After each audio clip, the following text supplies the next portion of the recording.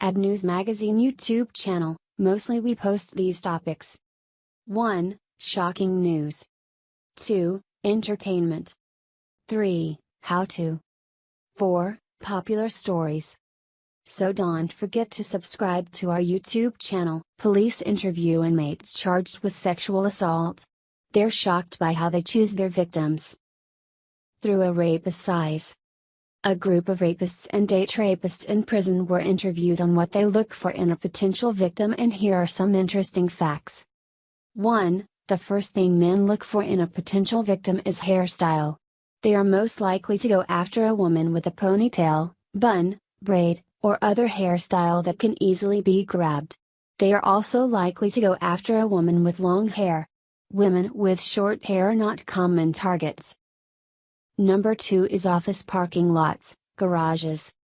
6. Number 3 is public restrooms. 7. The thing about these men is that they are looking to grab a woman and quickly move her to a second location where they don't have to worry about getting caught. 8. If you put up any kind of a fight at all, they get discouraged because it only takes a minute or two for them to realize that going after you isn't worth it because it will be time consuming. 9. These men said they would not pick on women who have umbrellas or other similar objects that can be used from a distance, in their hands.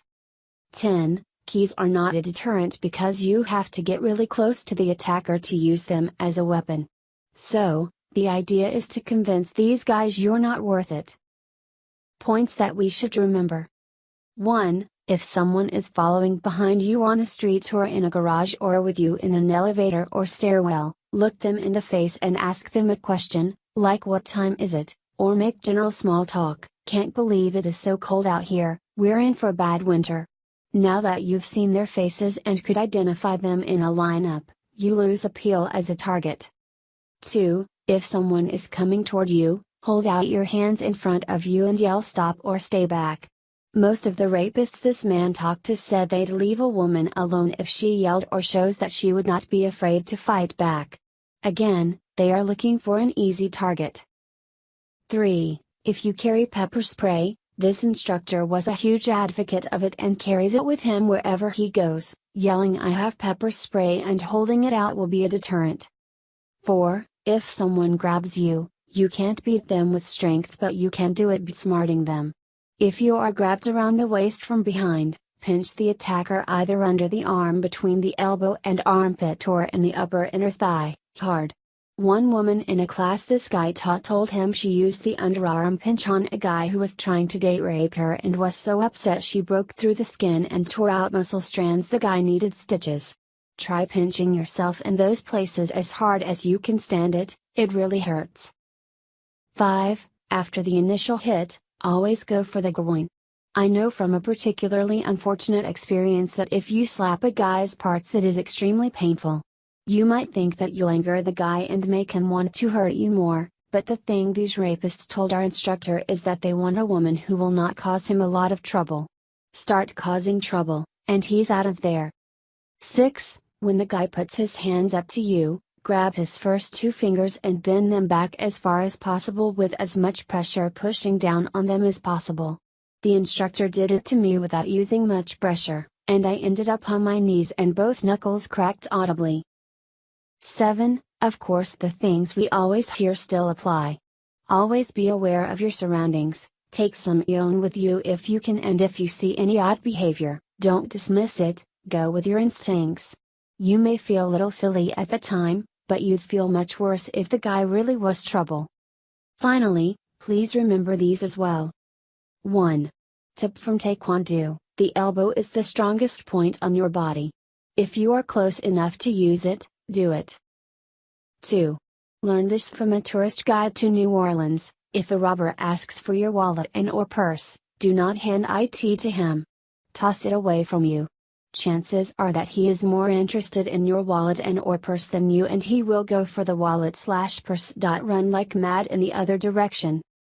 3. If you are ever thrown into the trunk of a car, kick at the back tail lights and stick your arm out the hole and start waving like crazy. The driver won't see you, but everybody else will. This has saved lives. 4. Women have a tendency to get into their cars after shopping, eating, working, etc., and just sit, doing their checkbook, or making a list, etc. Don't do this. The predator will be watching you, and this is the perfect opportunity for him to get in on the passenger side, put a gun to your head, and tell you where to go. As soon as you close the doors, leave. 5. A few notes about getting into your car in a parking lot, or parking garage. A. Be aware, look around your car as someone may be hiding at the passenger side, peek into your car, inside the passenger side floor, and in the back seat. Do this too before riding a taxi cab. B. If you are parked next to a big van, enter your car from the passenger door. Most serial killers attack their victims by pulling them into their vans while the women are attempting to get into their cars. C. Look at the car parked on the driver's side of your vehicle, and the passenger side. If a male is sitting alone in the seat nearest your car, you may want to walk back into the mall, or work, and get a guard, policeman to walk you back out. It is always better to be safe than sorry. And better paranoid than dead. 6. Always take the elevator instead of the stairs. Stairwells are horrible places to be alone and the perfect crime spot. 7. If the predator has a gun and you are not under his control, always run. The predator will only hit you, a running target, 4 in 100 times, and even then, it most likely will not be a vital organ. Run. 8. As women, we are always trying to be sympathetic. Stop it. It may get you raped, or killed. Ted Bundy, the serial killer, was a good-looking, well-educated man, who always played on the sympathies of unsuspecting women. He walked with a cane, or a limp, and often asked for help into his vehicle or with his vehicle, which is when he abducted his next victim. Please share this with any woman you know. It's important to be aware of this. While we all pray and hope that we never encounter such situations, we live in a world where there are crazy people. It's better to be safe than sorry. This could actually save lives, so please share this information with your friends on Facebook.